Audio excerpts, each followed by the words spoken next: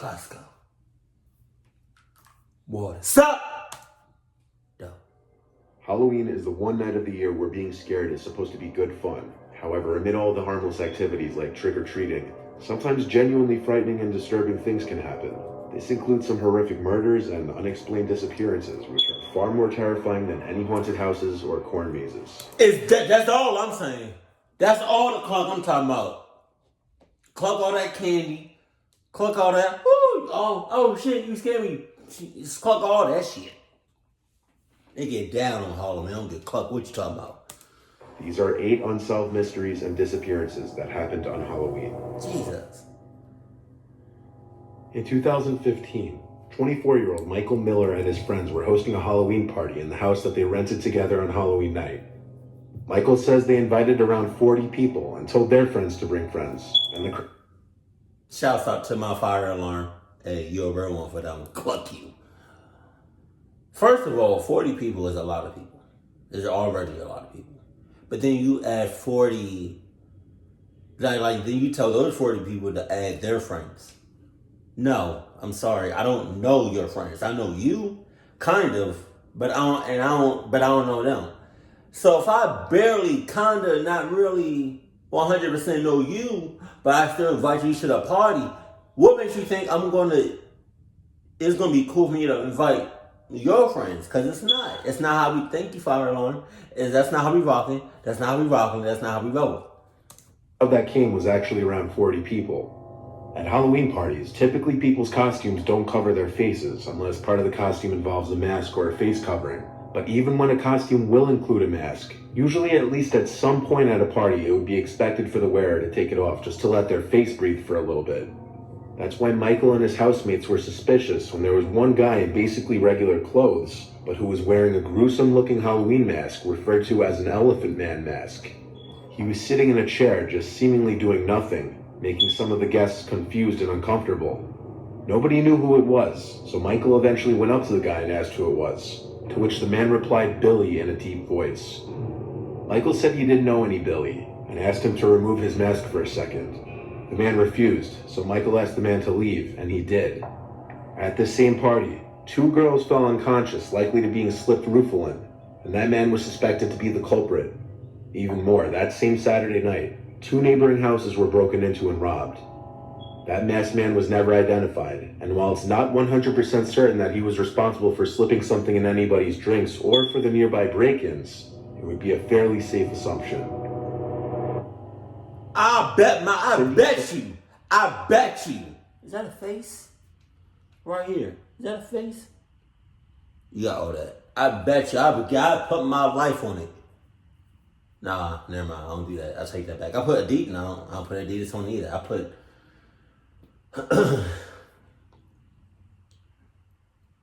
I put my fire alarm on it. I bet my fire alarms.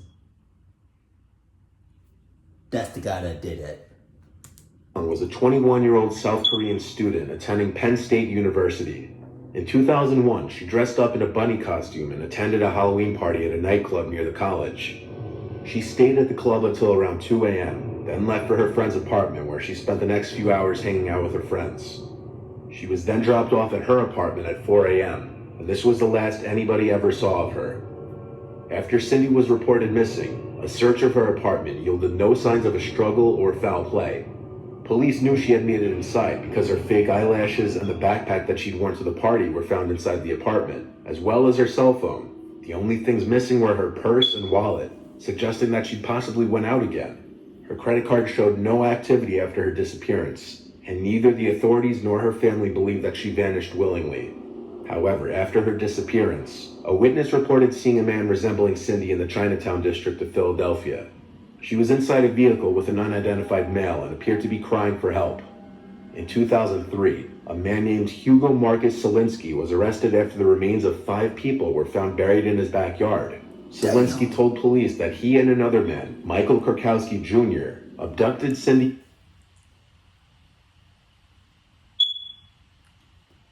Koski. Off the street and kept her imprisoned in his walk-in safe until she perished, and then buried her on the property. Jesus. However, none of the remains discovered could be identified as Cindy, and the only person who could confirm this was Koski, but his body was one of the many buried on Solinsky's land. The case remains open to this day, and no evidence exists to link Solinsky. Damn. On Halloween night in 2002, 21-year-old University of Minnesota student Chris Jenkins and some of his friends visited a keg party before going to a place called the Lone Tree Bar and Grill. The bar was in downtown Minneapolis, where Chris was attending school. The group arrived around 10:30 p.m. But around an hour and a half later, Chris was removed from the bar by security for reportedly being too drunk, and he was banned from returning. Chris was left out in the cold. It was as low as 20 degrees Fahrenheit that night, and he was only wearing his costume, which consisted of Native American attire, and he was without his wallet, cell phone, or keys. From this point, he vanished without a trace. The area around the bar he was kicked out from was not considered safe, with a very high crime rate, and it was definitely not an ideal place to be roaming around at night alone and intoxicated. When no word was heard from Chris, his family hired a private investigator who was later told by witnesses that on that same night that Chris went missing, a large group of men attacked a lone person, presumed to be some kind of gang initiation, just across the street from the bar where Chris was last seen. If that wasn't enough concerning news for the family, 2 scent tracking dogs on separate days. That's crazy as hell. Fire alarm.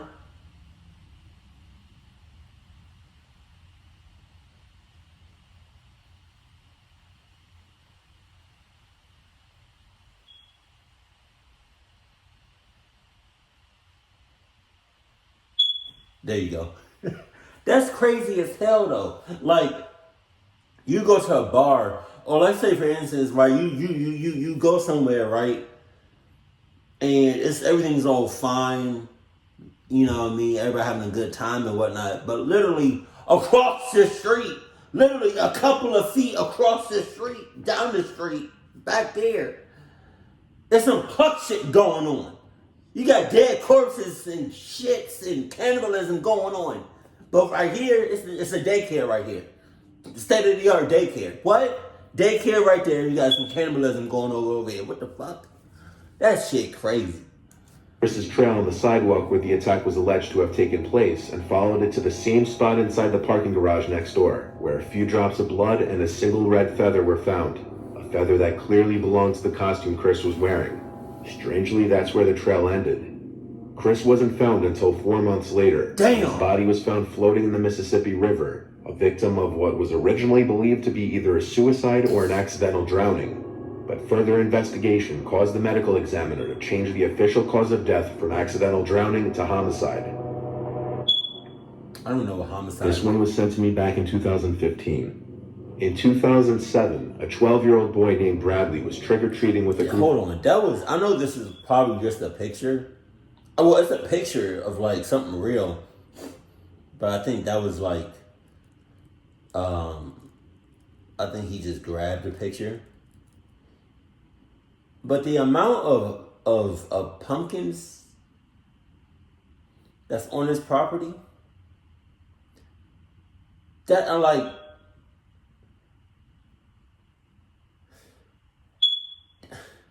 that's like,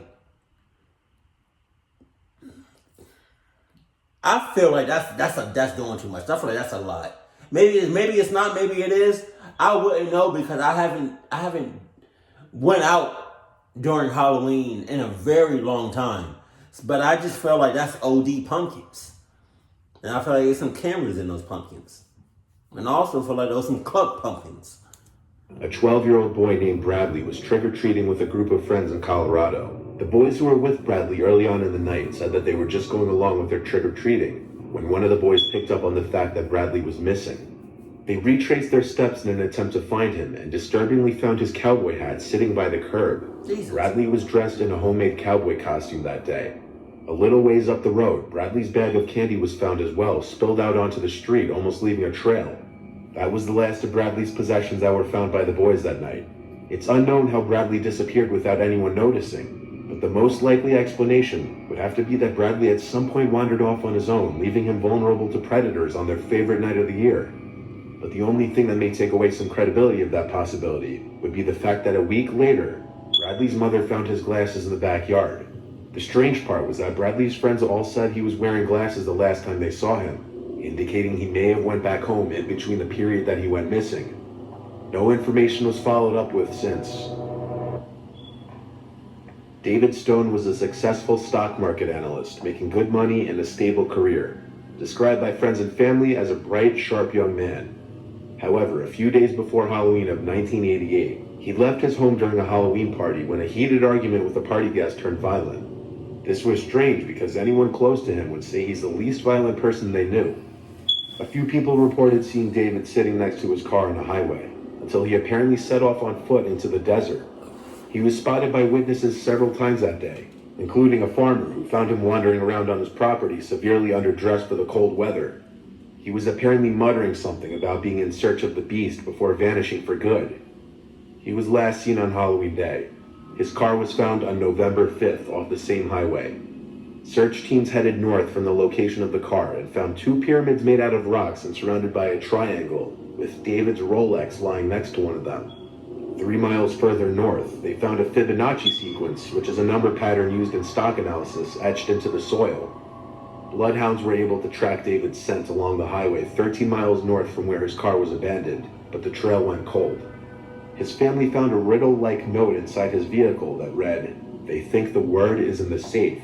6 knives in Rob's room. Use buy your tea and use take your chances, Halloween." Use buy your teas and take your chances is a play on an old saying about stocks and gambling. And in the New Age movement, having 6 knives in your house would mean a regretful yet necessary rite of passage. 2 hikers found David Stone's remains in the desert in 1992, 4 years after he went missing. Despite having no idea what caused his erratic behavior or how and why he died, there was no sign of any foul play. In 1981, a Manhattan couple named Ronald Sisman and Elizabeth Platzman were murdered in their Greenwich Village apartment in the late hours of the night. God damn. The two were brutally beaten before being shot in the head, and the apartment was completely ransacked. I am so sorry for anybody that deals with any type of torture before they die. I am so sorry. That sucks. Oh my God. And I hope the person or persons that does that to them, I don't hope karma's gonna come back tenfold. Sisman, the boyfriend, was allegedly involved in drugs, so it was initially thought that that may have been a possible motive for the killings.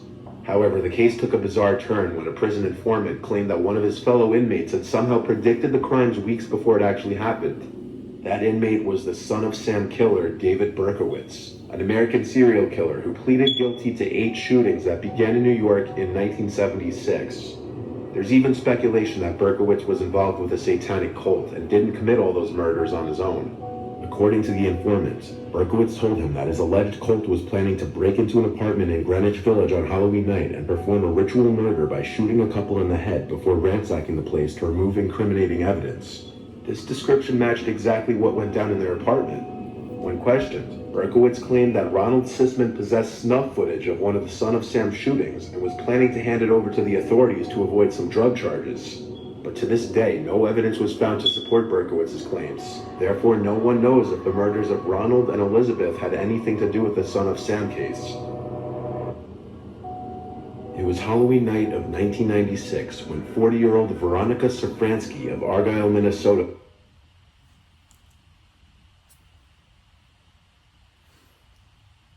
I hope my battery just didn't die. I think we good. My computer died. That was unfortunate, but let's go. Anything to do with the Son of Sam case.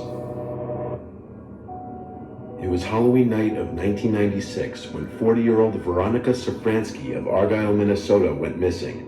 Veronica attended a Halloween costume party with a friend at Mick's Bar and Grill in Warren, Minnesota a few nights before Halloween. Veronica's friend was unable to locate her inside the bar around midnight. However, witnesses told authorities that Veronica was seen with a man named Kevin Skiervin leaving the bar together. They left the venue in his black pickup truck with Oregon license plates. This was the last moment Veronica was seen. She was reported as a missing person later the next day, and later that year, a belt believed to be part of her costume was found along a country road not far away. An extensive search of the area didn't yield any evidence as to where she could be. Kevin Skiervin, the man she was seen leaving the bar with, had a history of sexual assault convictions, and he admitted to departing Nick's Bar and Grill with Veronica, but claimed that he did not know what happened to her afterwards. He had never been charged in connection with her disappearance. Authorities have said that there are many wooded areas in Marshall County where Veronica's remains could be easily concealed. In fact, at the start of each hunting season, the sheriff asks local hunters to be on the lookout when traversing the wooded lands, as her body has still yet to be located. Her case remains unsolved. On Halloween in 1955, Marilyn DeMond took her 2-year-old son Stephen and 7-month-old daughter Pamela to a bakery in East Meadow, New York.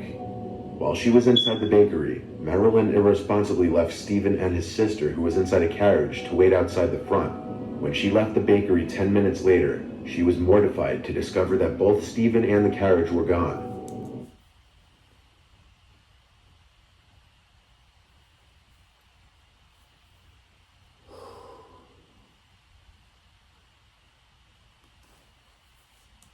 Shortly thereafter, the carriage with Pamela still inside was discovered about a block and a half away. However, Stephen was nowhere to be found.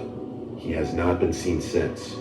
In many cases where infants are abducted, it's theorized that the perpetrator wanted a child of their own and decided to raise the missing infant under a new name. Over the years, DNA testing has been utilized in an attempt to determine if Stephen DeMond was ever given a new identity. At one point, investigators noticed that Stephen bore a resemblance to the infamous boy in the box, an unidentified child who was found murdered inside a cardboard box in Philadelphia in 1957. However, after DNA testing, all indications were that the boy in the box was not Stephen DeMond. In 2009, a Michigan man named John Barnes came forward, believing he might be Stephen, but some DNA testing also ruled this out. It's possible that an adult Stephen DeMond might be living another life somewhere under a different identity, unaware that he was once taken from his real family. It may also be a possibility that Stephen was murdered long ago, and his body was never found. Either way, his current whereabouts, dead or alive, continue to remain unknown, and at this point, will probably never be known.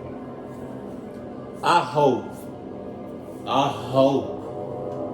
praise God, I pray to God, he is grown up and living.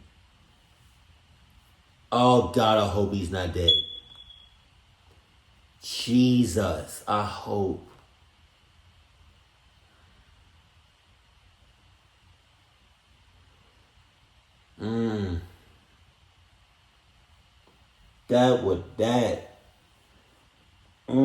God, I hope he's still alive and well and healthy and stuff. Cause man, that's hard. That's tough. That's tough on the blood family. And I just don't understand. To take somebody else's kid.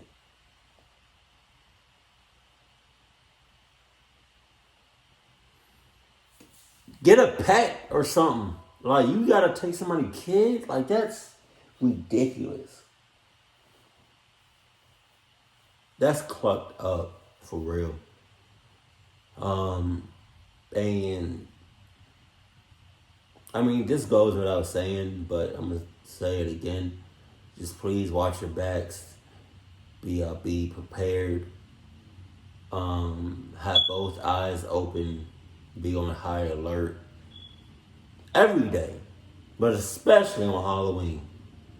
Jesus, you can't take no chances out here. They snatching babies. They